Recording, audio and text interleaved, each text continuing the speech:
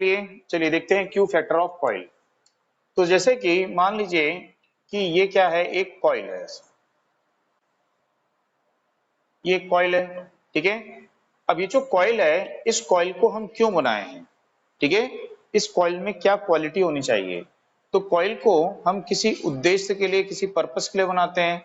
तो इसका उद्देश्य या पर्पस क्या होता है बनाने का, कि ये जो है एनर्जी को स्टोर करनी चाहिए, है ना। इलेक्ट्रिकल एनर्जी को क्या करती है, कॉइल स्टोर करती है। तो हम चाहते हैं कि ये कॉइल इलेक्ट्रिकल एनर्जी को स्टोर करे, लेकिन क्या ये इलेक्ट्रिकल एनर्जी को डिसिपेट करनी चाहिए, यानी कि उसका उत्सर्जन करनी चाहिए, तो उसका उत्सर्जन वो नहीं करनी चाहिए, ठीक है। लेकिन ऐसा हो नहीं सकता, कोई भी कॉइल हम बनाएंगे तो किसी कॉपर वायर की बनाओगे, सिल्वर वायर की बनाओगे, तो उस वायर का क्या होता है, कुछ ना कुछ तो क्या होगा, रेजिस्टेंस होगा। तो ये जो कॉइल है, इस कॉइल के वायर का क्या होगा, कुछ ना कुछ क्या होगा, ये रेजिस्टेंस होगा। और इस कॉइल का क्या होगा, इंडक्टेंस होगा। तो जब इस कॉइल से करंट प्रवाहित होगी तो इसके चारों तरफ में मैग्नेटिक फील्ड बनता है, और उस मैग्नेटिक फील्ड में क्या करती है, वो एनर्जी को संचित करती है, स्टोर करती है। लेकिन वही करंट इस रेजिस्टेंस से भी फ्लो होगी। तो जब रेजिस्टेंस से करंट फ्लो होगी तो इसमें क्या करेगी, वो आई स्क्वायर आर लॉस करेगी, यानी कि हीट प्रोड्यूस करेगी, यानी कि एनर्जी को डेसिपेट करेगी, ऊर्जा को ऊष्मा के रूप में क्या करेगी, डेसिपेट करेगी, उत्सर्जित करेगी, ठीक है। तो यदि ये कॉइल एनर्जी को डिसिपेट कम करती है, ऊर्जा को उत्सर्जित कम करती है और संचित ज्यादा करती है, स्टोर ज्यादा करती है, तो हम क्या बोलेंगे, इस कॉइल की क्वालिटी क्या है, अच्छी है। मतलब कि इस कॉइल का जो क्यू फैक्टर है वो क्या है, अच्छा है। बात समझ में आई। तो यदि इस कॉइल का हम देखें इंपेडेंस ट्रायंगल, इंपेडेंस ट्रायंगल यदि बनाएं, ठीक है, तो ये इस कॉइल का क्या होगा, एक्सल, सॉरी, इस कॉइल का क्या होगा, ये एक्सल, ये इस कॉइल का क्या होगा, आर, और ये इस कॉइल का क्या होगा, इंपेडेंस, और ये हो जाएगा इसका फेज एंगल हो जाएगा, ठीक है ना। तो यदि इसका हम इंपेडेंस निकालें तो इंपेडेंस क्या होगा, आर प्लस जे एक्स, ये क्या होगा इसका यहाँ पे इंपेडेंस होगा, ठीक है। तो यहाँ पे जो क्यू फैक्टर है, ये क्वालिटी फैक्टर है, ये कब अच्छा होता है, कब बेटर होता है, कब, ठीक है। तो जब इस कॉइल का रेजिस्टेंस क्या होगा, बहुत कम होगा, किसकी तुलना में, इसके रिएक्टेंस की तुलना में या इसके इंडक्टेंस की तुलना में, ठीक है। तो हम बोलेंगे कि ये कॉइल की क्वालिटी क्या रहेगी, अच्छी रहेगी, ठीक है। तो यदि रेजिस्टेंस रहेगा कम, तो जो पावर फैक्टर होता है कॉस फाई क्या होता है, आर बाई जेड। तो यदि रेजिस्टेंस क्या रहेगा इसका, कम, ठीक है, तो पावर फैक्टर भी क्या रहेगा इसका, कम रहेगा। तो रेजिस्टेंस कम रहेगा, पावर फैक्टर कम रहेगा, तो हम बोलेंगे कॉइल अच्छी है। मतलब कॉइल इंडक्टिव होनी चाहिए, प्योर इंडक्टिव होनी चाहिए। प्योर इंडक्टिव कॉइल का पावर फैक्टर क्या होना चाहिए, कम से कम 0 होना चाहिए, है ना। तो यहाँ पे जो क्यू फैक्टर होता है और पावर फैक्टर होता है, यदि उसमें हम डायरेक्ट रिलेशन देखें तो हम बोल रहे हैं कि यदि कॉइल का रेजिस्टेंस क्या है, कम है, इसका इंडक्टेंस क्या है, ज्यादा है, तो इसका क्यू फैक्टर क्या होगा, ज्यादा होगा। तो इस समय इसका पावर फैक्टर क्या होगा, लो होगा। तो क्यू फैक्टर जो है वो पावर फैक्टर का क्या होता है, रेसिप्रोकल होता है, व्युत्क्रम होता है। सही बात समझ में। तो उसमें नोट करिएगा, उसमें लिखिएगा, यदि किसी कॉइल, यदि कोई, असली को, यदि कोई कॉइल, यदि कोई कॉइल एनर्जी डिसिपेशन, ऊर्जा उत्सर्जन, एनर्जी डिसिपेशन, ऊर्जा उत्सर्जन कम, एनर्जी डिसिपेशन, ऊर्जा ऊर्जा ऊर्जा उत्सर्जन कम, और एनर्जी स्टोर ज्यादा करती है, और एनर्जी स्टोर ज्यादा करती है,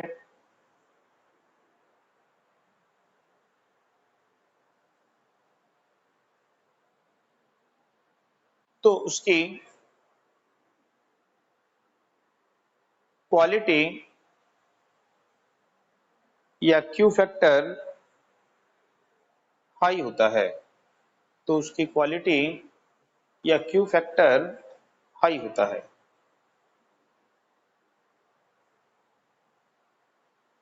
ठीक है। नेक्स्ट के क्यू फैक्टर पावर फैक्टर का व्युत्क्रम होता है, रेसिप्रोकल होता है। क्यू फैक्टर पावर फैक्टर का रेसिप्रोकल होता है, व्युत्क्रम होता है। तो यदि हम देखें कि जो क्यू फैक्टर है ये रेसिप्रोकल ऑफ क्या होता है, पावर फैक्टर होता है, कॉस फाई। ठीक है। तो कॉस फाई की जो वैल्यू होती है, कॉस फाई की वैल्यू क्या होती है, आर बाई जेड। तो एक तो आपको याद रखना है कि क्यू फैक्टर का डेफिनेशन क्या हो गया कि क्यू फैक्टर पावर फैक्टर का क्या होगा, रेसिप्रोकल होगा। अब पावर फैक्टर क्या होता है, तो पावर फैक्टर क्या होता है बताओ, तो आर बाई क्या होता है, ये जेड होता है। यानी कि इसको हम क्या लिख सकते हैं, जेड बाई आर। ठीक है। और जो जेड होता है इसकी वैल्यू क्या होती है, तो इम्पिडेंस क्या होता है, आर प्लस जे एक्स। तो आर प्लस क्या होता है, ये जे एक्स यानी जे ओमेगा एल, है ना। एक्सएल की वैल्यू क्या होती है, तो एक्सएल इज इक्वल टू क्या होता है, ओमेगा एल होता है। ऐसे लिख सकते हैं इसको। अपॉन क्या हो जाएगा यहाँ पे आर। और हम बोल रहे हैं कि जो आर है, ठीक है, ये जो आर है ये बहुत कम है, किसकी तुलना में, एक्सएल की तुलना में या एल की तुलना में। ठीक है। तो यदि आर कम है तो इन दोनों में इसकी वैल्यू बहुत ज्यादा है, इसकी वैल्यू लगभग क्या है, नगण्य है। तो इसको हम क्या मान लेंगे, नेग्लिजिबल। तो जब इसको नेग्लिजिबल मानेंगे तो क्यू फैक्टर क्या हो जाएगा, तो क्यू फैक्टर हो जाएगा ओमेगा एल बाई आर हो जाएगा। ठीक है।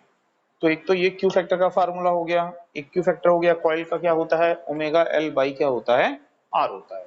ठीक है। अब यहाँ पे इस क्यू फैक्टर को हम और क्या लिख सकते हैं, तो ये जो क्यू फैक्टर है इसको हम लिख सकते हैं, यहाँ पे ओमेगा की वैल्यू क्या होती है, 2 पाई एफ। तो इसको लिख सकते हैं 2 पाई। ठीक है। एल क्या करता है, एनर्जी को स्टोर करता है, तो उसको क्या बोलेंगे, मैक्सिमम एनर्जी स्टोर्ड। ठीक है। और आर क्या करता है, एनर्जी को डिसिपेट करता है, तो एनर्जी डिसिपेटेड। और यहाँ पे क्या था, एफ था, 2 पाई एफ था। तो एफ का उल्टा क्या होता है, 1 बाई टी। ठीक है। तो टी क्या होता है, एक साइकिल का टाइम पीरियड होता है। ठीक है। तो इसको हम यहाँ पे इस प्रकार से लिख सकते हैं कि एनर्जी डिसिपेटेड पर साइकिल। एनर्जी डिसिपेटेड क्या हो गया, पर साइकिल हो गया। तो यहाँ पे बोलता है कि यदि यहाँ पे यदि करंट अल्टरनेटिंग करंट है, करंट की एक साइकिल जाएगी, अल्टरनेटिंग करंट की एक साइकिल जाएगी। ठीक है। तो कॉइल एनर्जी को स्टोर करेगी और रेजिस्टेंस डिसिपेट करेगा। तो एक साइकिल में कितनी मैक्सिमम एनर्जी कॉइल स्टोर करेगी और रेजिस्टेंस कितना उत्सर्जित करेगा, डिसिपेट करेगा। ठीक है। तो इनका जो रेशियो है वही क्या करता है, क्यू फैक्टर। यदि कॉइल ज्यादा एनर्जी स्टोर करती है डिसिपेट करने की तुलना में, तो उसका क्यू फैक्टर क्या होगा, हाई। आई बात समझ में, इसको नोट करिए। अब यदि मान लीजिए कि हमारे पास में एक ये सर्किट है, आर एल और सी, ये सीरीज में यहाँ पे कनेक्ट है और इसको हम अल्टरनेटिंग वोल्टेज यहाँ पे देंगे। ठीक है। तो हमको पता है कि यहाँ पे क्या फ्लो होती है, करंट, और इन सब में क्या करती है, वो वोल्टेज ड्रॉप करती है। ठीक है। और इसका क्या होता है, इंडक्टिव रिएक्टेंस, इसका क्या होता है, कैपेसिटिव रिएक्टेंस। ठीक है। तो यहाँ पे आरएलसी सीरीज सर्किट जो है ये रेजोनेंस की कंडीशन में कब आता है, तो रेजोनेंस की कंडीशन होने के लिए इसमें जो इस सीरीज सर्किट का इंडक्टिव रिएक्टेंस है किसके इक्वल होना चाहिए, सर्किट के कैपेसिटिव रिएक्टेंस। तो यदि इस सर्किट का जो सीरीज सर्किट है ना, सीरीज सर्किट का यदि इंडक्टिव रिएक्टेंस यानी कि इसका जो एक्सएल है वो सर्किट के कैपेसिटिव रिएक्टेंस यानी कि एक्सी के क्या होगा, इक्वल होगा, तो उस समय बोलेंगे कि ये आरएलसी सीरीज सर्किट जो है रेजोनेंस की कंडीशन में है। बस में आई। तो ये दोनों इक्वल कैसे होंगे? तो यहाँ पे जो हम वोल्टेज देते हैं, इस वोल्टेज में क्या होती है, यहाँ पे सप्लाई में क्या होती है, फ्रीक्वेंसी होती है ओमेगा, यानी क्या होता है 2 पाई एफ। इसमें क्या होती है, फ्रीक्वेंसी होती है। तो सप्लाई फ्रीक्वेंसी पे निर्भर करेगा कि ये सर्किट रेजोनेंस में कब होगा, या फिर सर्किट के इंडक्टेंस और कैपेसिटेंस की वैल्यू पर डिपेंड करेगा। तो किस सप्लाई फ्रीक्वेंसी पर यह सर्किट जो है रेजोनेंस की कंडीशन में आएगा, उस फ्रीक्वेंसी को क्या बोलेंगे, रेजोनेंस फ्रीक्वेंसी। तो हमको पता है कि एक्सएल क्या होता है, तो ये होता है 2 पाई एफ एल। एक्सी क्या होता है, ये होता है 2 पाई एफ सी। तो ये जब दोनों 1/2 पाई एफ सी, तो जब ये दोनों बराबर हैं, तो ये भी दोनों क्या होने चाहिए, आपस में बराबर होने चाहिए। ठीक है, तो इसका मतलब है कि इनको मल्टीप्लाई कर सकते हो आप, है ना। तो एफ का स्क्वायर क्या हो जाएगा, 2 पाई का स्क्वायर इंटू क्या होगा, ठीक है, एल इंटू सी हो जाएगा। यानी कि एफ की वैल्यू क्या हो जाएगी, 1/2 pi square root L C हो जाएगी। तो ये जो फ्रीक्वेंसी होती है, इस फ्रीक्वेंसी की वैल्यू किस में आएगी, हर्ट्ज में। और इस फ्रीक्वेंसी को क्या बोलते हैं, रेजोनेंस फ्रीक्वेंसी, रेजोनेंस फ्रीक्वेंसी। ठीक है, तो यदि किसी सर्किट का इंडक्टेंस हमको पता है, उस सर्किट का कैपेसिटेंस हमको पता है, ठीक है, तो उस सर्किट की हम क्या निकाल सकते हैं, रेजोनेंस फ्रीक्वेंसी निकाल सकते हैं कि किस सप्लाई फ्रीक्वेंसी पर सर्किट का इंडक्टिव रिएक्टेंस और कैपेसिटिव रिएक्टेंस क्या होंगे, आपस में इक्वल हो जाएंगे। तो एल की जो वैल्यू है उसको आपको रखना है किसमें, हेनरी में, और सी की वैल्यू को किसमें रखना है आपको, यहाँ पे फैरेड। इतना है समझ में। तो पहले इसमें नोट करिए, पहले लिखिएगा, इसमें पहले लिखिए आरएलसी, आरएलसी सीरीज सर्किट में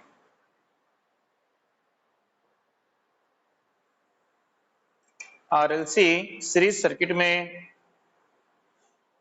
यदि सर्किट का इंडक्टिव रिएक्टेंस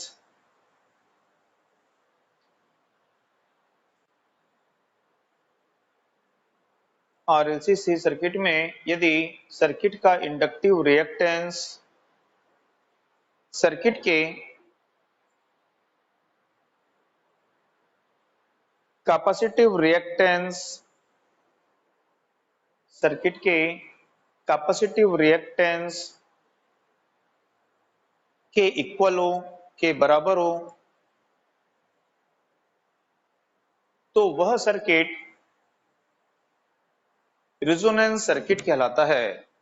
तो वह सर्किट रेजोनेंस सर्किट कहलाता है।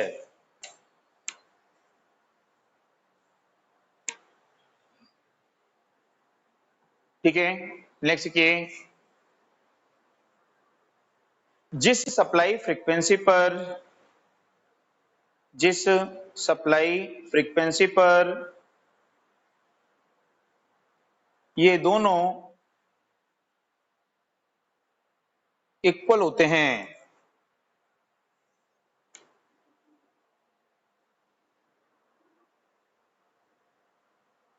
उसे रेजोनेंस फ्रीक्वेंसी कहते हैं, उसे रेजोनेंस फ्रीक्वेंसी कहते हैं।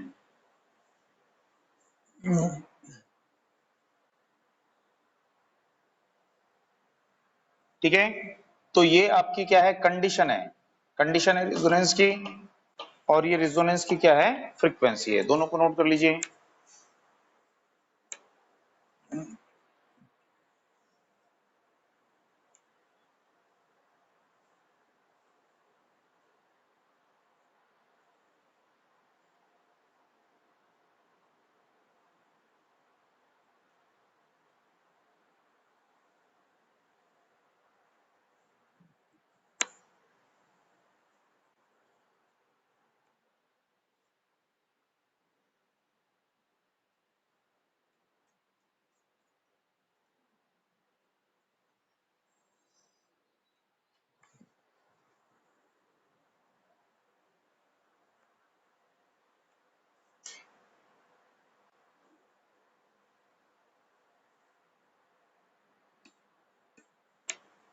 ठीक है,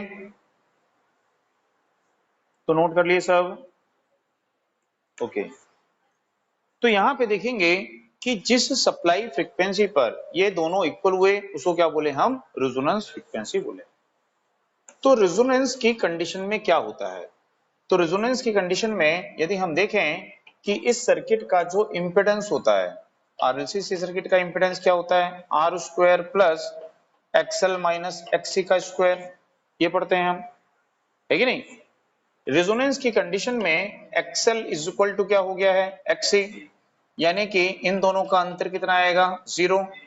तो क्या बचेगा, z is equal to R का स्क्वायर, तो रूट और स्क्वायर कैंसल, तो z इज इक्वल टू क्या होगा, r हो जाएगा।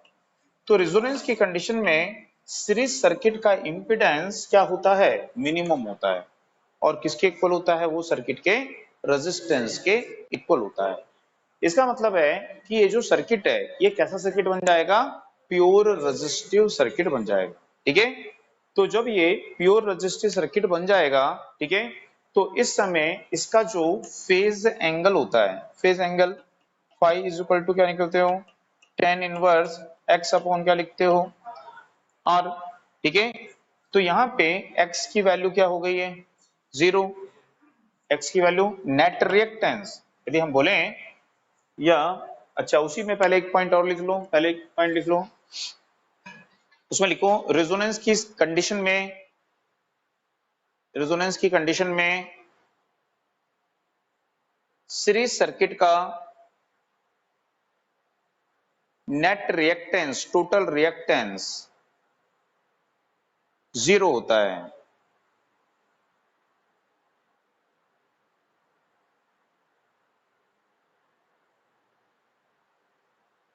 ठीक है। तो रेजोनेंस की कंडीशन में सर्किट का नेट रिएक्टेंस, टोटल रिएक्टेंस क्या होता है, 0 होता है। तो यदि हम देखें कि यहाँ पे एक्सएल इज इक्वल टू क्या है, एक्ससी है, तो टोटल रिएक्टेंस क्या होगा इनका, डिफरेंस, तो डिफरेंस क्या होगा यहाँ पे, 0 होगा। तो इसको क्या बोलेंगे हम, ये क्या है, इसका नेट रिएक्टेंस है, कुल रिएक्टेंस, टोटल रिएक्टेंस है। तो सर्किट का टोटल रिएक्टेंस क्या हो जाता है, 0 हो जाता है, ठीक है। तो उसको लिख लीजिए, XL minus XC is equal to क्या होता है, 0 होता है। सर्किट का नेट रिएक्टेंस क्या होता है, 0 होता है।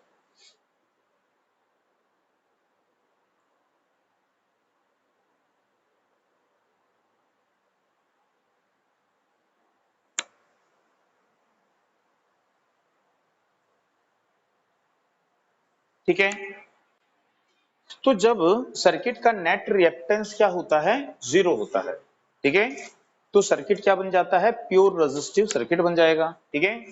और इस कंडीशन में इसकी वैल्यू, नेट रिएक्टेंस की वैल्यू 0 है, तो क्या लिखोगे, टेन इनवर्स 0 ऑन आर, तो 0 को किसी भी संख्या से भाग दोगे तो क्या आएगा, 0 ही आएगा।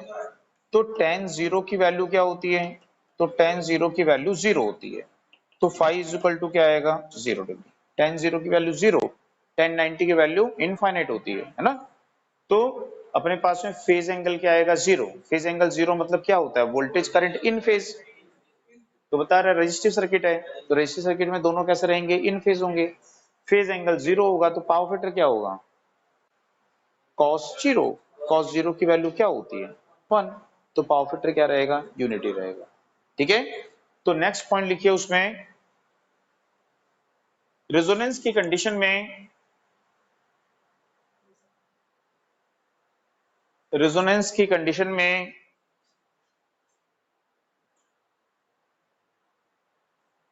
सीरीज सर्किट का इंपेडेंस, रेजोनेंस की कंडीशन में सीरीज सर्किट का इंपेडेंस मिनिमम होता है,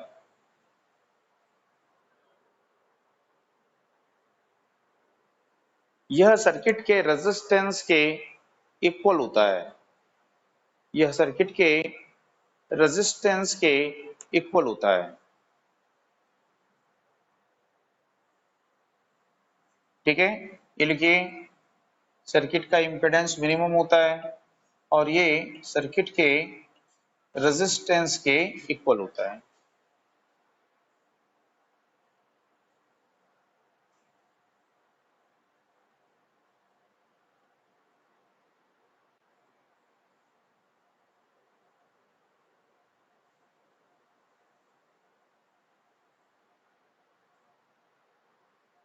ठीक है। नेक्स्ट, सर्किट का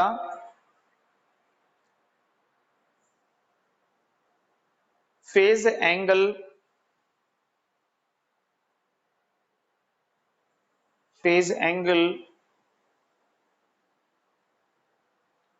जीरो होता है।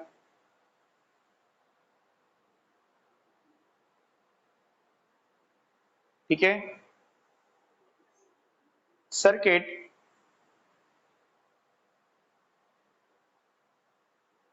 का पावर फैक्टर यूनिटी होता है, यूनिटी यानी 1 होता है।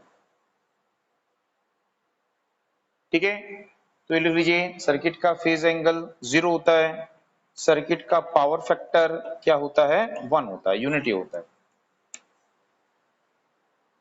ठीक है, तो सर्किट का फेज एंगल, सर्किट का पावर फैक्टर।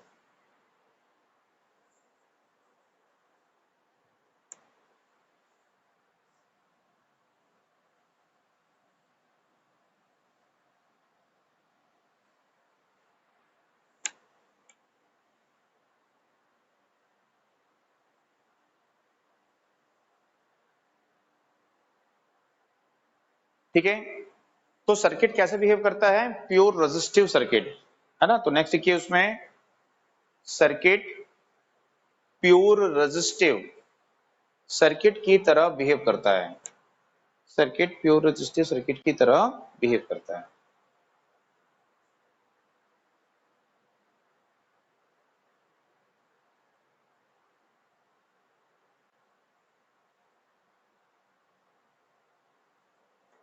ठीक है, अब यहां पे यदि हम देखें कि applied voltage V, applied voltage source voltage V किसके इक्वल होती है, तो ये V R square plus V L minus V C square से पढ़ते हैं हम, यहाँ पे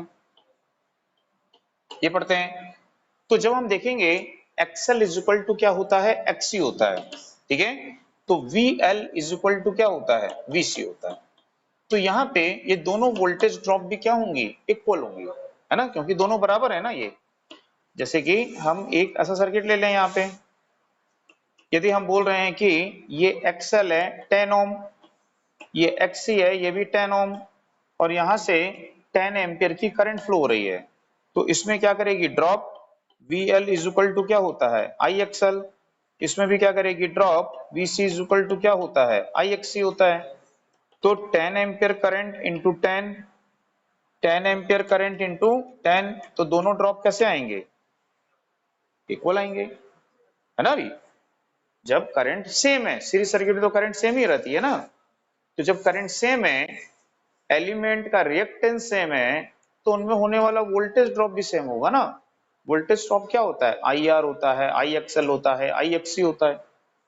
तो जब इनकी वैल्यू सेम है, रिएक्टेंस की वैल्यू, तो सीरीज सर्किट में करंट भी सेम है, तो इसका प्रोडक्ट और इसका प्रोडक्ट ऑलवेज क्या होंगे, इक्वल होंगे।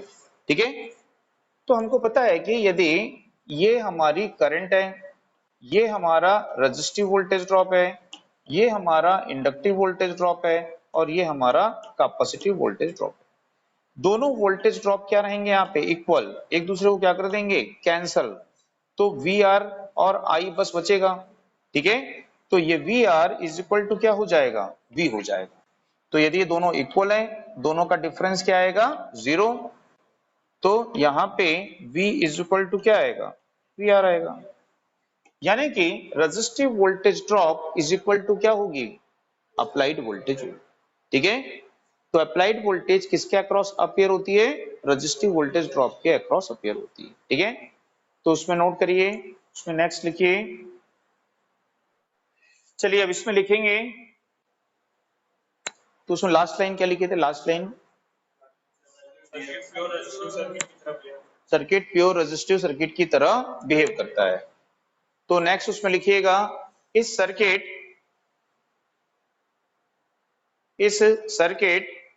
में रेजिस्टिव वोल्टेज ड्रॉप, इस सर्किट में resistive voltage drop V R, bracket में लिखो V R, resistive voltage drop V R applied voltage या सोर्स वोल्टेज, अप्लाइड वोल्टेज या source voltage capital V applied voltage या सोर्स वोल्टेज के equal होती है, ठीक है। तो इस सर्किट में resistive voltage drop applied voltage या सोर्स वोल्टेज के इक्वल होती है, ये लिख लीजिए।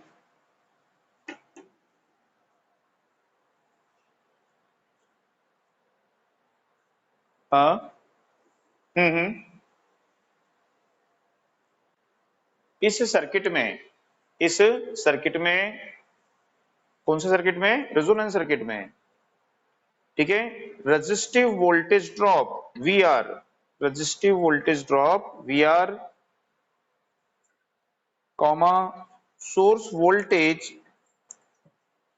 या सप्लाई वोल्टेज के इक्वल होती है, सोर्स वोल्टेज या सप्लाई वोल्टेज के इक्वल होती है,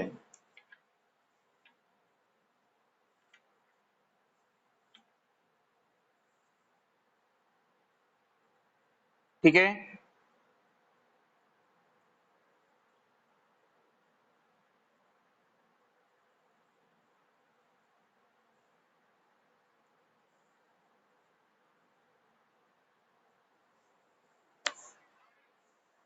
तो इतना समझ में आया। अब यहां पे देखेंगे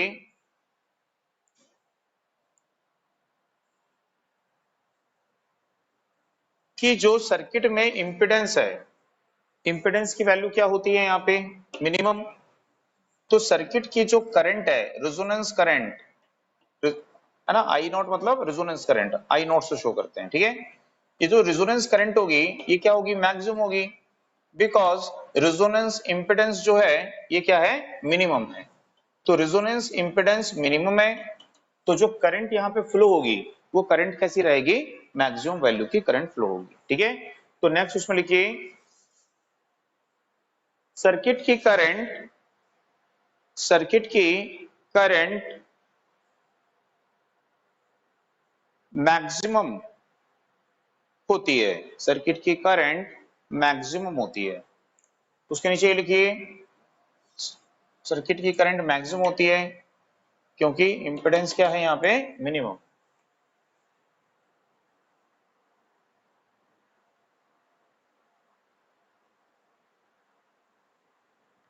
ठीक है। जो पावर डिसिपेशन होता है, ऊष्मा उत्सर्जन, ठीक है, ऊष्मा उत्सर्जन पावर डिसिपेशन क्या होगा, आई स्क्वायर आर। यही क्या करता है, हीट को उत्सर्जित करता है ना। तो यहाँ पे जो ये पावर डिसिपेशन होता है, ऊष्मा का उत्सर्जन होता है, ये क्या होगा, बढ़ जाएगा क्योंकि करंट बढ़ी है नहीं, रेजिस्टेंस तो उतना ही है। यदि रेजिस्टेंस पहले था आपका 10 और रेजोनेंस में करंट मैक्सिमम में बोल रहे हो, मतलब रेजोनेंस नहीं होगा तो करंट कम रहेगी। यदि रेजोनेंस नहीं है तो करंट है मान लो 5, रेजोनेंस के समय में करंट क्या हो जाएगी, ज्यादा। तो जब करंट बढ़ेगी तो इसका स्क्वायर भी क्या होगा, बढ़ जाएगा, तो पावर उत्सर्जन क्या होगा, वहां पे बढ़ जाएगा। तो नेक्स्ट पॉइंट लिखिए रेजोनेंस की कंडीशन में पावर डेसिपेशन, पावर डिसिपेशन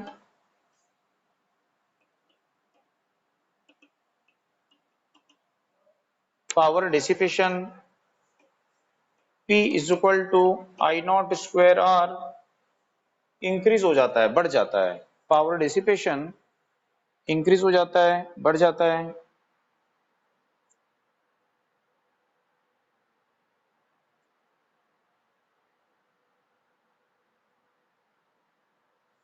ठीक है। अब यहां पे जो क्यू फैक्टर होता है, इस समय सर्किट का जो क्यू फैक्टर होता है, वो क्यू फैक्टर क्या होगा बताओ। तो क्यू फैक्टर जो होता है वो 1 अपॉन क्या होता है, रेसिप्रोकल ऑफ क्या होता है, पावर फैक्टर होता है। तो पावर फैक्टर की वैल्यू हम पढ़े कितनी हो जाती है, 1। पावर फैक्टर कितना पढ़े अभी, 1, 1 लिखिए ना, यूनिटी 1। तो 1 अपॉन 1 इज इक्वल टू क्या आएगा, 1 आएगा। तो क्यू फैक्टर क्या हो जाता है, 1 हो जाता है। तो नेक्स्ट उसमें लिखिए सर्किट का क्यू फैक्टर वन होता है, सर्किट का क्यू फैक्टर वन होता है।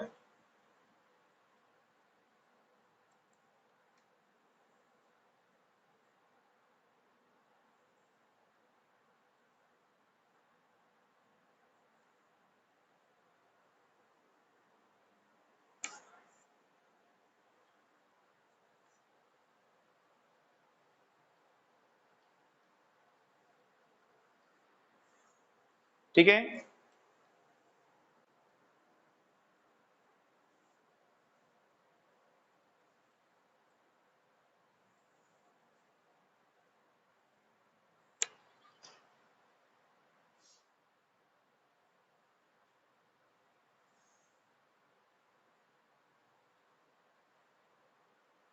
ठीक है, बस समझ में आई। अब यहां पे देखेंगे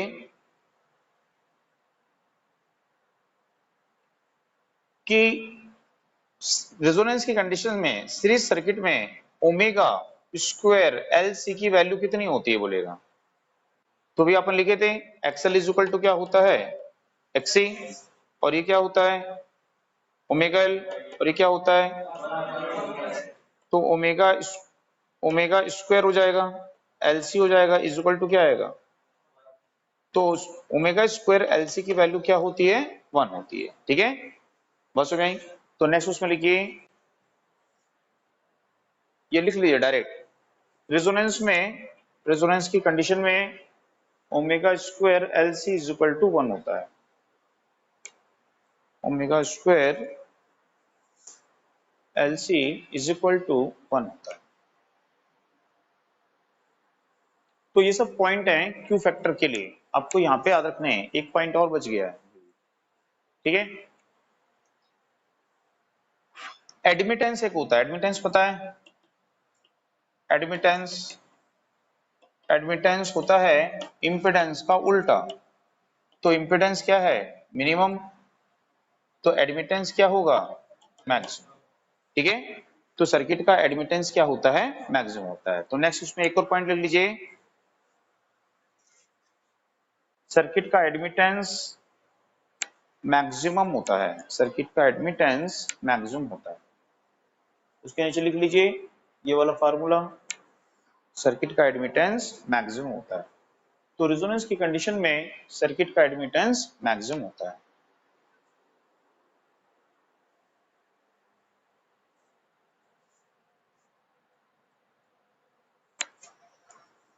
ठीक है, तो क्लियर है सबको।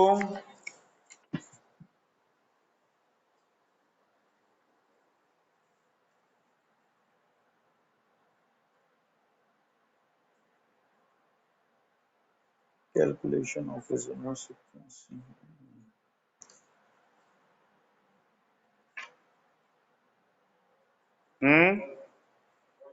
बोलो, हाँ बोलो ना, सुन रहा हूँ।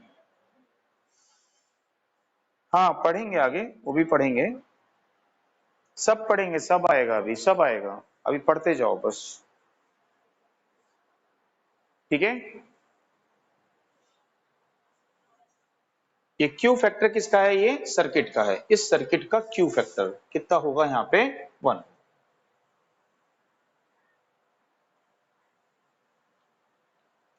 अब उसके बाद में हेडिंग डालिए रेजोनेंस कर्व।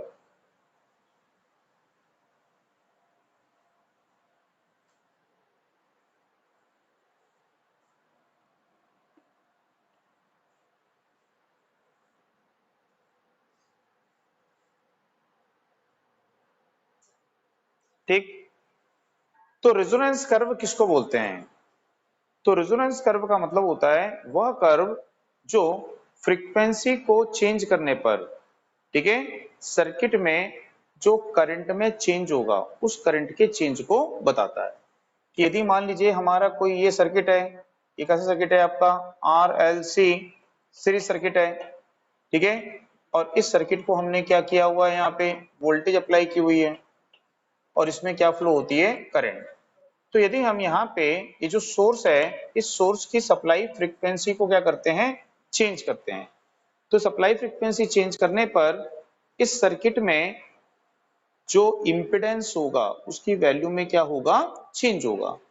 इम्पिडेंस की वैल्यू में चेंज होने से क्या होगा, तो इम्पिडेंस की वैल्यू में चेंज होने से इस सर्किट की करंट भी क्या होगी, चेंज होगी। तो सप्लाई फ्रीक्वेंसी चेंज करने पर इस सर्किट की करंट में होने वाले वेरिएशन को, परिवर्तन को जो कर्व दर्शाता है, शो करता है, उसको क्या बोलते हैं, रेजोनेंस कर्व। ठीक है, इतना समझ में आया। तो पहले उसमें नोट करिए, पहले उसमें लिखिएगा वह कर्व जो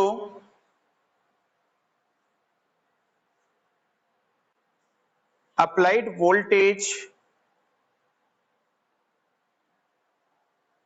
की फ्रीक्वेंसी एंड सर्किट की करंट में अप्लाइड वोल्टेज की फ्रीक्वेंसी एंड सर्किट की करंट में रिलेशन को शो करता है, संबंध को दर्शाता है, रिलेशन को शो करता है, रेजोनेंस कर्व कहलाता है, रेजोनेंस कर्व कहलाता है।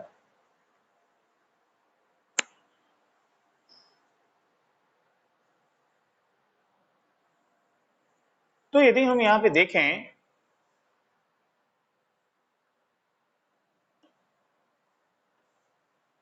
कि ये फ्रीक्वेंसी है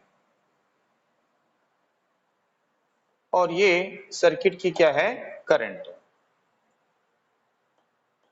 ये सर्किट की क्या है, यहाँ पे करंट को शो कर रहा है, ये फ्रीक्वेंसी को शो कर रहा है हर्ट्ज में और ये करंट को शो कर रहा है एम्पियर में। ठीक है, तो यदि देखें कि रेजोनेंस की कंडीशन में एट रेजोनेंस क्या था, तो at resonance XL is equal to क्या था, XC and Z minimum is equal to क्या था, या resonance impedance is equal to क्या था, आर। ठीक है, तो हमने कहा था कि ये वैल्यू क्या होती है, मिनिमम होती है। ठीक है, बात समझ आ रही है। तो जब ये वैल्यू यहाँ पे मिनिमम होती है तो सर्किट की जो करंट होती है ये क्या होती है, मैक्सिमम होती है। तो ये सर्किट की करंट मैक्सिमम 1/R लिख सकते हो या V/Z0 लिख सकते हो। ठीक है, तो यहाँ पे देखेंगे कोई एक पर्टिकुलर फ्रीक्वेंसी होगी, इस फ्रीक्वेंसी पे सर्किट की जो करंट होगी ये मैक्सिमम होगी और इस करंट को क्या बोलेंगे हम, इस सर्किट की क्या है, ये रेजोनेंस करंट है। आई बात समझ में। अब यदि हम करते हैं एट अबव रेजोनेंस फ्रीक्वेंसी या बिलो ले लेते हैं, पहले below, at below resonance frequency. ठीक है, तो ये किस कंडीशन में आया है, एट रेजोनेंस फ्रीक्वेंसी है, ये रेजोनेंस फ्रीक्वेंसी पे है ना। अब ये क्या है, below resonance frequency. Resonance frequency से यदि हम फ्रीक्वेंसी को क्या करते हैं, कम करते हैं, तो रेजोनेंस फ्रीक्वेंसी से यदि हम फ्रीक्वेंसी को कम करते हैं तो ये 2πfl और ये है 2πfc। तो यदि हम फ्रीक्वेंसी को डिक्रीज करते हैं तो इसकी वैल्यू क्या होगी, फ्रीक्वेंसी को यदि हम डिक्रीज करते हैं तो इसकी वैल्यू क्या होगी। तो रेजोनेंस फ्रीक्वेंसी पे तो दोनों बराबर थे, लेकिन रेजोनेंस से कम फ्रीक्वेंसी पर XC ग्रेटर देन क्या हो जाएगा, XL हो जाएगा। बात समझ में आई। तो हमने पढ़ा था सीरीज सर्किट में जिस रिएक्टेंस की वैल्यू हायर होती है सर्किट उसी की तरह क्या करता है, बिहेव करता है। ठीक है, तो अब यहाँ पे क्या Z is equal to R होगा, नहीं होगा, क्योंकि दोनों इक्वल नहीं है। तो यहाँ पे जो इक्विवेलेंट इंपेडेंस होगा सर्किट का, ठीक है, तो सर्किट का इस समय जो इंपेडेंस होगा वो रेजोनेंस इंपेडेंस से क्या होगा, ग्रेटर होगा, ज्यादा होगा। बात समझ में आई ना, कि नहीं आई समझ में। यदि आपको बोला गया कि इंपेडेंस जो है सर्किट में वो है 8 का स्क्वायर, ठीक है, प्लस 6 माइनस 6 का square, XL is equal to क्या है, एक्सी है, दोनों बराबर है दोनों। तो आपके पास में इंपेडेंस कितना आएगा, 8 आएगा। लेकिन अब क्या यहाँ पे दोनों बराबर हैं? नहीं है। यदि ये 6 होगा तो ये मान लो 3 होगा। तो अब इसका निकालोगे तो 8 का स्क्वायर प्लस 3 का स्क्वायर करके निकालोगे तो 8 से तो ज्यादा आएगा ना आंसर। 64 प्लस कितना हो जाएगा 9। तो 8 से क्या होगी वैल्यू बढ़ जाएगी। तो इसका मतलब है यदि हम फ्रीक्वेंसी को क्या करते हैं बिलो रेजोनेंस फ्रीक्वेंसी करते हैं, ठीक है, तो XC की वैल्यू XL से ग्रेटर होती है और इंपेडेंस की वैल्यू रेजोनेंस इंपेडेंस से क्या होती है इंक्रीज होने लगती है, बढ़ने लगती है, ठीक है। तो जब इंपेडेंस की वैल्यू इंक्रीज होगी, जब इंपेडेंस की वैल्यू इंक्रीज होगी तो करंट की वैल्यू क्या होगी डिक्रीज होगी। तो यहाँ पे एट रेजोनेंस फ्रीक्वेंसी ये कंडीशन थी, बिलो रेजोनेंस फ्रीक्वेंसी करंट का मैग्नीट्यूड क्या होगा ऐसा डिक्रीज होगा। बात समझ में आई? तो रेजोनेंस फ्रीक्वेंसी से लोअर फ्रीक्वेंसी पर करंट का मैग्नीट्यूड क्या होगा यहाँ पे ऐसा डिक्रीज होगा, ठीक है। और सर्किट का नेचर कैसा रहेगा कैपेसिटिव, ठीक है। तो circuit behave as an capacitive circuit, ठीक है।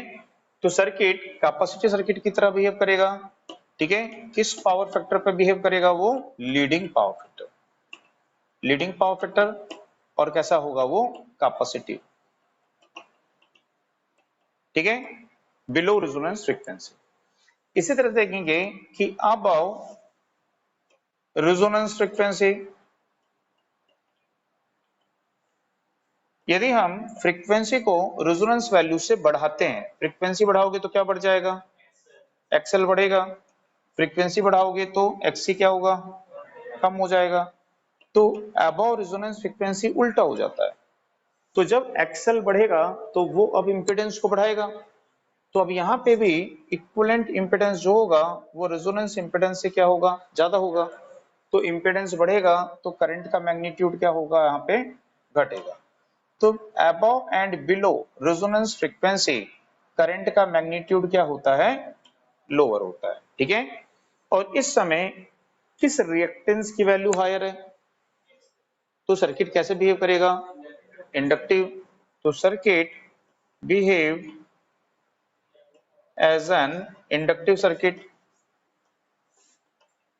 और कौन से पावर फैक्टर पे वर्क करेगा ये लैगिंग पावर फैक्टर पे। तो यहाँ पे ये लैगिंग पावर फैक्टर पे वर्क करेगा और एक इंडक्टिव सर्किट की तरह क्या करेगा बिहेव करेगा, ठीक है, समझ में आया सबको। तो below resonance capacitive, above resonance क्या हो जाएगा इंडक्टिव। तो ये बता रहा है कि फ्रीक्वेंसी वेरी होने पर सर्किट की करंट क्या होती है चेंज, और रेजोनेंस फ्रीक्वेंसी पर सर्किट की करंट क्या होती है मैक्सिमम होती है। यदि हम देखें इसका अपोजिट हो जाता है इम्पीडेंस, कि यहाँ पे ये कर्व शो कर रहा है किसको करंट को, ये किसको शो कर रहा है करंट को, और ये शो कर रहा है किसको इम्पीडेंस। तो यहाँ पे रेजोनेंस पे इम्पीडेंस क्या होता है मिनिमम, मिनिमम अभी पढ़े हो इम्पीडेंस क्या होता है मिनिमम होता है, तो करंट क्या होती है मैक्सिमम होती है। इससे बिलो फ्रीक्वेंसी पर इम्पीडेंस बढ़ता है और करंट घटती है। इससे अबव फ्रीक्वेंसी पर भी इम्पीडेंस बढ़ता है, इम्पीडेंस बढ़ता है और करंट क्या होती है घटती है। तो below and above resonance frequency current का मैग्नीट्यूड क्या होगा लोअर होगा, रेजोनेंस फ्रीक्वेंसी पे करंट का मैग्नीट्यूड हायर होगा।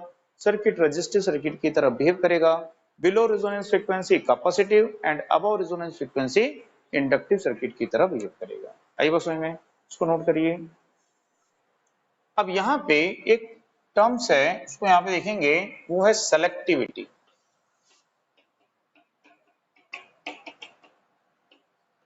सेलेक्टिविटी का क्या मतलब होता है, ठीक है। तो यहाँ पे जो रेजोनेंस सर्किट होता है उस रेजोनेंस सर्किट का वह गुण जो क्या करता है नैरो बैंड फ्रीक्वेंसी को, ठीक है, नैरो बैंड फ्रीक्वेंसी को सेलेक्ट करता है उसको क्या बोलते हैं उसकी सेलेक्टिविटी बोलते हैं, ठीक है। जैसे कि मान लीजिए हमारे पास में ये अलग अलग रेजोनेंस कर्व हैं, ये एक कर्व है रेजोनेंस कर्व है, ठीक है। अब ये रेजोनेंस कर्व का जो ये पीक पॉइंट होगा, ये रेजोनेंस कर्व का पीक पॉइंट किस पर डिपेंड करेगा? जैसे कि ये रेजोनेंस कर्व है, इस रेजोनेंस कर्व का ये पीक पॉइंट किस पर डिपेंड करेगा? तो ये डिपेंड करेगा कि रेजोनेंस की कंडीशन में करंट कितनी है, उस पर डिपेंड करेगा कि रेजोनेंस की कंडीशन में रेजोनेंस फ्रीक्वेंसी पे करंट कितनी है। ठीक है, यदि रेजोनेंस फ्रीक्वेंसी पर करंट कम होगी तो ये कर्व ऐसा बनेगा, यदि रेजोनेंस फ्रीक्वेंसी पर करंट क्या होगी, ज्यादा होगी, तो ये ऐसा बनेगा, यदि रेजोनेंस फ्रीक्वेंसी पे करंट और ज्यादा होगी तो ये कर्व और पीक बनेगा, ऐसा है कि नहीं? तो यहाँ पे ये कर्व कितना पीक बनेगा वो डिपेंड करता है किस पे? करंट पे, रेजोनेंस करंट पे। और रेजोनेंस करंट किस पर डिपेंड करती है? तो रेजोनेंस की कंडीशन में Z इज इक्वल टू क्या होता है? R, है कि नहीं? तो रेजोनेंस की कंडीशन में सर्किट की करंट किस पर डिपेंड करती है? रेजोनेंस की कंडीशन में यदि आपको बोला जाए कि RLC सर्किट है और वो रेजोनेंस सर्किट है, उसकी करंट को कैलकुलेट करिए। जैसे कि यदि आपको बोला जाए कि भाई एक ये सर्किट है, ठीक है, और इसको हम क्या दे रहे हैं, यहाँ पे AC सप्लाई दे रहे हैं, ये है 100 वोल्ट है, ये यहाँ पे 10 ओम है, और ये XL है, ये XC है, ये दोनों यहाँ पे 8 ओम है। इस सर्किट की करंट को निकालो। कैसे निकालोगे? तो कैसे निकालोगे? I is equal to V by क्या होता है, Z। इस सर्किट में तो ऐसे लिखते हैं, और Z इज इक्वल टू क्या होगा, क्योंकि दोनों कैसे हैं, तो कौन सी कंडीशन है ये, रेजोनेंस। तो रेजोनेंस कंडीशन में दोनों सेम है, तो सर्किट क्या हो जाता है, Z is equal to R। तो 100 अपॉन क्या लिखोगे, तो कितनी आएगी? तो रेजोनेंस की कंडीशन में सर्किट की करंट को हम किससे कैलकुलेट कर रहे हैं, रेजिस्टेंस से कैलकुलेट कर रहे हैं। यदि रेजिस्टेंस होता है यहाँ पे 2 ओम, 2 ओम होता तो क्या लिखते हैं, 100 बाई 2, तो कितनी आती है कि नहीं? तो रेजोनेंस की कंडीशन में सर्किट का रेजिस्टेंस ही करंट को डिटरमाइन करता है, और वो करंट ही इस कर्व की पीकनेस को, ये कर्व कितना पीक होगा, कितना शार्प होगा, उसको कौन निर्धारित करता है, करंट। और करंट को कौन निर्धारित करता है, रेजिस्टेंस। आई बात समझ में? तो यदि रेजिस्टेंस कैसा होगा यहाँ पे, लो, तो कर्व कैसा होगा, शार्प पीक्ड होगा। कर्व कैसा होगा, शार्प पीक्ड होगा। और यदि रेजिस्टेंस कैसा होगा, हाई, तो कर्व कैसा होगा, फ्लैट होगा। फ्लैट कर्व है ऐसा ही, ठीक है ना? तो यहां पे इस तरह से हमने देखा कि रेजोनेंस के समय में सर्किट का रेजिस्टेंस करंट को डिटरमाइन करेगा, और इस कर्व की पीकनेस को, इस कर्व की शार्पनेस को डिटरमाइन करेगा। ठीक है, तो यहां पे सेलेक्टिविटी क्या बताती है कि यदि हम देखें कि ये जो कर्व है, ये कर्व इतनी फ्रीक्वेंसी को सेलेक्ट करेगा। यहाँ पे ये जो रेजोनेंस कर्व है, ये कितनी फ्रीक्वेंसी को सेलेक्ट करेगा, यहां से लेके यहां तक। ठीक है, ये जो कर्व है, ये कर्व कितनी फ्रीक्वेंसी को सेलेक्ट करेगा, तो ये यहां से लेके यहां तक, यानी इतनी फ्रीक्वेंसी को सेलेक्ट करेगा। ठीक है, तो ये जो कर्व है, ये नैरो बैंड फ्रीक्वेंसी को सेलेक्ट कर रहा है, और ये उससे वाइड, इसका बैंड कैसा है, वाइड है। तो जो नैरो बैंड फ्रीक्वेंसी को सेलेक्ट करेगा, उसकी सेलेक्टिविटी क्या होती है, हायर होती है। ठीक है, तो रेजोनेंस सर्किट में वह एबिलिटी, वह योग्यता जो नैरो बैंड फ्रीक्वेंसी को सेलेक्ट करता है, क्या कहलाता है, उसकी सेलेक्टिविटी कहलाता है। ठीक है, तो रेजोनेंस सर्किट की नैरो बैंड फ्रीक्वेंसी को सेलेक्ट करने की एबिलिटी, उसकी योग्यता क्या कहलाती है, उसकी सेलेक्टिविटी कहलाती है।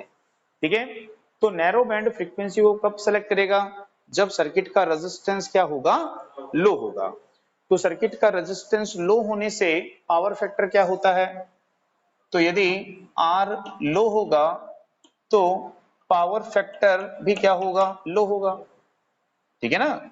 यदि सर्किट का रेजिस्टेंस लो होता है ना तो पावर फैक्टर क्या होता है, लो। रेजिस्टेंस हाई मतलब रेजिस्टिव सर्किट, रेजिस्टिव सर्किट यानी पावर फैक्टर हाई, रेजिस्टेंस लो यानी इंडक्टिव या कैपेसिटिव सर्किट, तो पावर फैक्टर भी क्या हो जाएगा उसका, लो हो जाएगा। आरएलसी सर्किट है ना ये, इतना समझ में आया। तो यदि पावर फैक्टर लो होता है तो क्यू फैक्टर क्या होता है, तो Q factor reciprocal of power factor भी पढ़े थे। यदि पावर फैक्टर लो होगा तो हाई क्यू फैक्टर मींस क्या होता है, हायर सेलेक्टिविटी होती है। तो यदि किसी सर्किट का क्यू फैक्टर हाई है तो उस सर्किट में रेजिस्टेंस क्या होगा, लो, और उस सर्किट की सेलेक्टिविटी क्या होगी, हाई। ठीक है, तो उसमें नोट करिए, उसमें लिखिएगा RLC series circuit, RLC series circuit, RLC series resonance circuit, RLC series resonance circuit की, आरएलसी सीरीज रेजोनेंस सर्किट की narrow frequency band, narrow frequency band,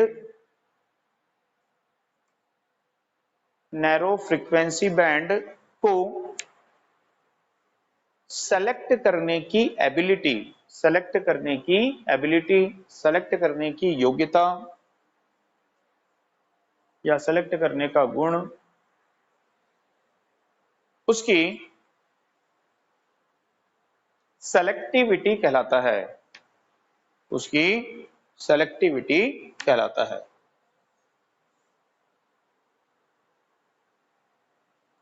ठीक है, नेक्स्ट देखिए, रेजोनेंस कंडीशन में सर्किट का रेजिस्टेंस लो होने पर, रेजोनेंस कंडीशन में सर्किट का रेजिस्टेंस लो होने पर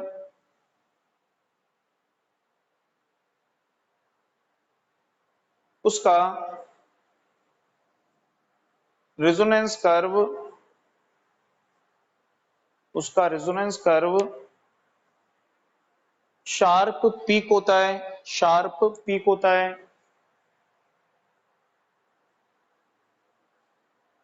और उसकी सेलेक्टिविटी, शार्प पीक होता है और उसकी सेलेक्टिविटी हाई होती है, और उसकी सेलेक्टिविटी हाई होती है।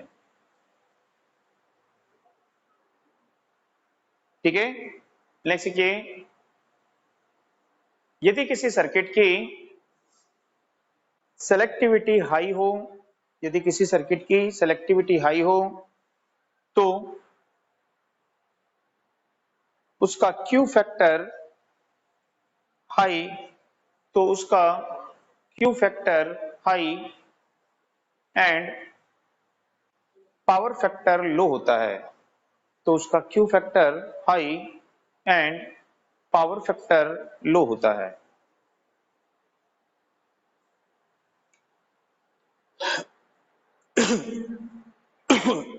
बात समझ में आ गई। तो हाई क्यू फैक्टर मतलब हाई सेलेक्टिविटी। ठीक है, समझ में आया, इसको नोट कर लो।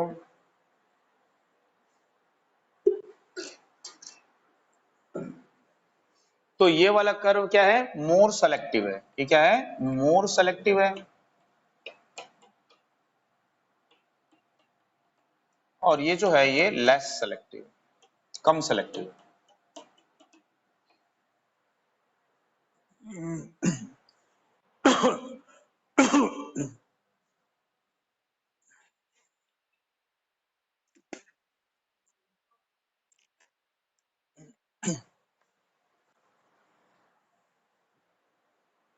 ठीक है, तो इसको नोट कर लो। अब नेक्स्ट क्लास में देखेंगे क्यू फैक्टर, तब ये आपको और अच्छे समझ में आएगा। क्यू फैक्टर नहीं, क्या बोल रहा था मैं, half power point, half power bandwidth, half power point, इसमें देखेंगे तब ये आपको और अच्छे से समझ में आएगा। मुझे पता है अभी आप लोग को ये ठीक से समझ में नहीं आया होगा, है ना, हाँ नहीं आया होगा ये, अब आपको नेक्स्ट क्लास में आएगा अच्छे समझ में, जब हम पढ़ेंगे half power point, half power bandwidth किसको बोलते हैं, तब समझ में आएगा।